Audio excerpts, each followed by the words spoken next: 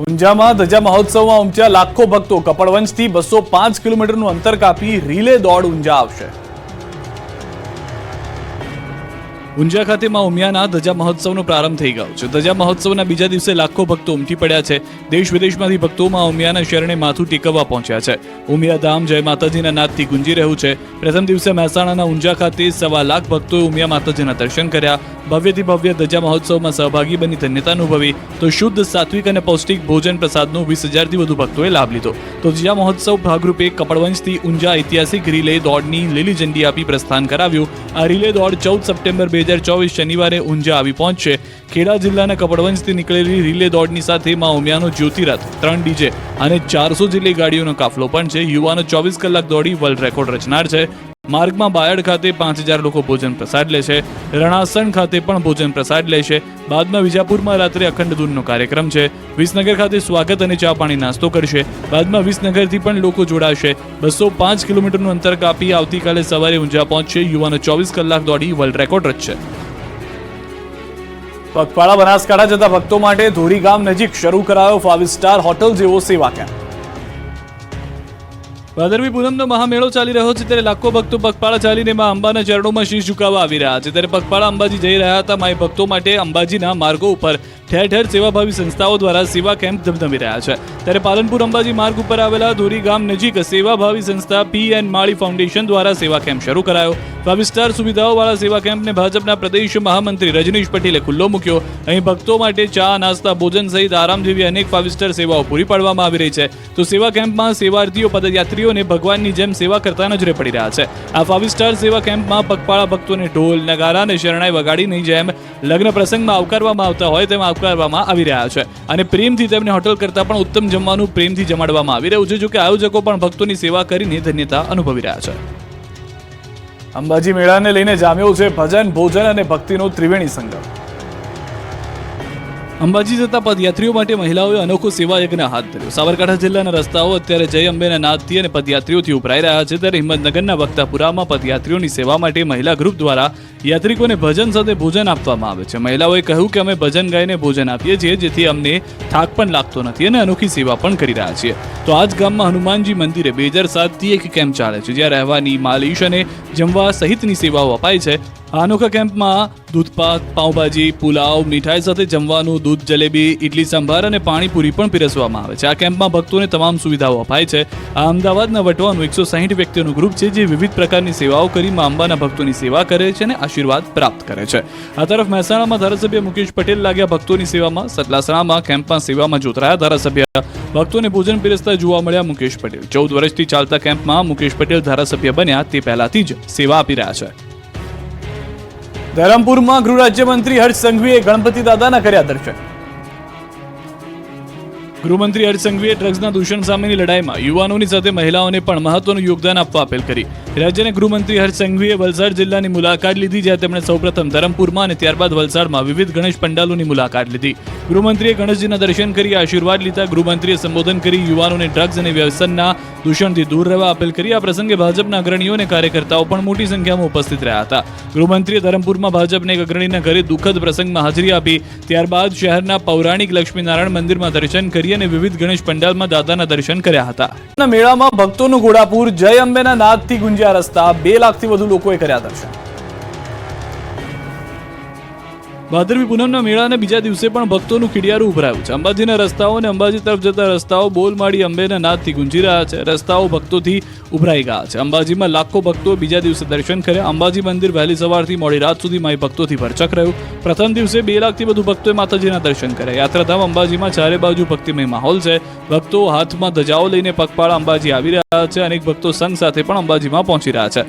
દર્શન પદની રેલિંગો માઈ ભક્તોથી ઉભરાઈ રહી છે। મેળાના માહોલ વચ્ચે વરસાદી માહોલમાં પણ ચાલુ વરસાદે ભક્તો રથ ખેંચતા નજરે પડ્યા। અંબાજી ભાદરવી પૂનમના મેળાને લઈને એસટી નિગમે કરી વિશેષ વ્યવસ્થા। અંબાજીમાં ભાદરવી પૂનમના મેળાને લઈને વધારાની 1100 બસ દોડાવી ભક્તો માટે તમામ પ્રકારની સુવિધા ઊભી કરાઈ। અંબાજી જતા યાત્રિકો માટે પણ 18 સપ્ટેમ્બર સુધી વધારાની બસો દોડાવાશે. વહીવટી તંત્રે બસના ભાડામાં ઘટાડો કર્યો છે. અંબાજીથી ગબ્બર સુધીનું 20 રૂપિયા ભાડું વસૂલવામાં આવતું હતું, જેની તંત્રમાં રજૂઆત કરાઈ હતી. એસટી વિભાગે ભાડાની રકમમાં ઘટાડો કર્યો. તો અંબાજી મેળામાં જાહેર હરાજીને એક સરકાર સ્ટોલ દ્વારા મેળાનું વિશેષ બ્રાન્ડિંગ કરાયું. ભાદરવી પૂનમના મહામેળામાં વેચાણકર્તાઓની સુવિધા માટે વહીવટી તંત્ર અને શ્રી અરાસુરી અંબાજી માતા દેવસ્થાન ટ્રસ્ટ દ્વારા ખાસ આયોજન કરાયું. આ અનોખા સ્ટોલ મેળામાં યાત્રિકો માટે, શ્રદ્ધાળુઓ માટે આકર્ષણનું કેન્દ્ર ઊભું કરાયું. દાતા અંબાજી રોડ અને હડદાડ અંબાજી રોડ પર જાહેર હરાજીને એક સરખા સ્ટોલનું વેચાણ કરાયું છે, જેમાં 264 સ્ટોલનું વેચાણ કરાયું છે. અમદાવાદના ડોક્ટર પંકજભાઈ નાગર અવિરત રીતે 36 વર્ષથી પગપાળા અંબાજી ભાદરવી પૂનમના મેળામાં અંબા માતાના દર્શન કરવા માટે આવે છે. મા અંબા પ્રત્યેની આ અનોખી અતૂટ શ્રદ્ધાને કારણે તેમને વૈશ્વિક સ્તરે પણ સન્માન મળ્યું છે. તેમની અવિરત અંબાજી પદયાત્રાની નોંધ 34 વર્ષે લિમ્કા બુક ઓફ રેકોર્ડમાં લેવાઈ હતી. હવે તેમની આ અદ્ભુત અને વિરલ સિદ્ધિને વર્લ્ડ બુક ઓફ રેકોર્ડમાં પણ સ્થાન મળ્યું છે. ઊંઝામાં ધજા મહોત્સવમાં ઉમટ્યા લાખો ભક્તો. કપડવંજથી 205 કિલોમીટરનું અંતર કાપી રીલે દોડ ઊંઝા આવશે. ઊંઝા ખાતે માં ઉમિયાના ધજા મહોત્સવનો પ્રારંભ થઈ ગયો છે. ધજા મહોત્સવના બીજા દિવસે લાખો ભક્તો ઉમટી પડ્યા છે. દેશ વિદેશમાંથી ભક્તો માં ઉમિયાના શરણે માથું ટેકવવા પહોંચ્યા છે. ઉમિયા ધામ જય માતાજીના નાદથી ગુંજી રહ્યું છે. પ્રથમ દિવસે મહેસાણાના ઊંઝા ખાતે 1.25 લાખ ભક્તોએ ઉમિયા માતાજીના દર્શન કર્યા.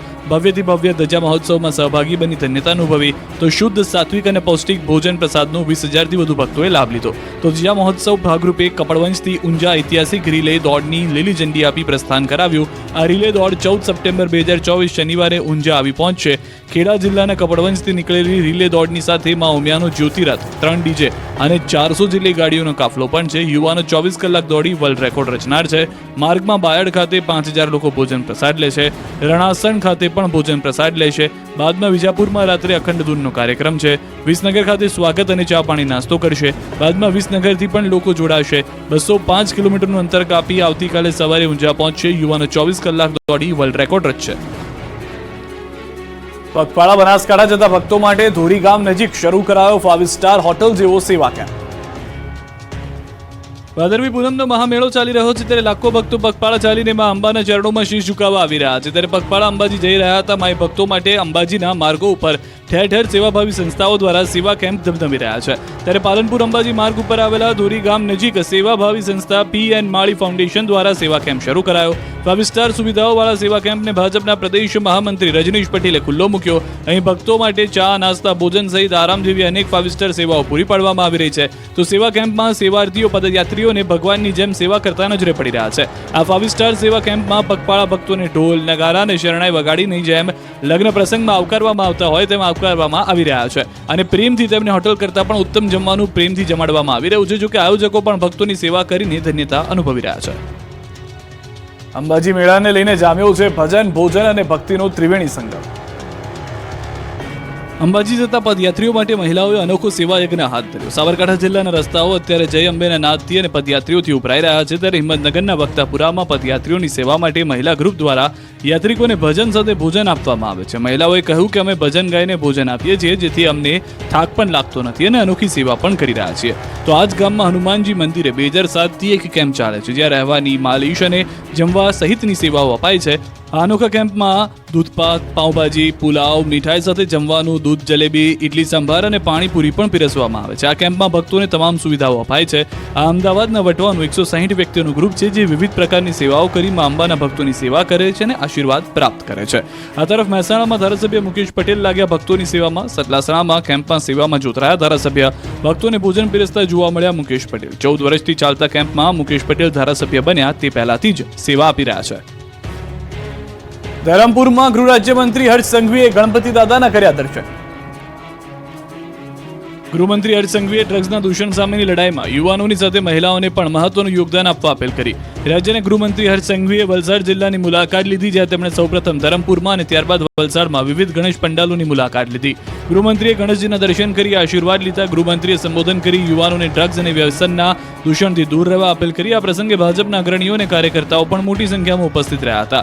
ગૃહમંત્રીએ ધરમપુરમાં ભાજપના એક અગ્રણીના ઘરે દુઃખદ પ્રસંગમાં હાજરી આપી. ત્યારબાદ શહેરના પૌરાણિક લક્ષ્મીનારાયણ મંદિરમાં દર્શન કરી અને વિવિધ ગણેશ પંડાલમાં દાદાના દર્શન કર્યા હતા.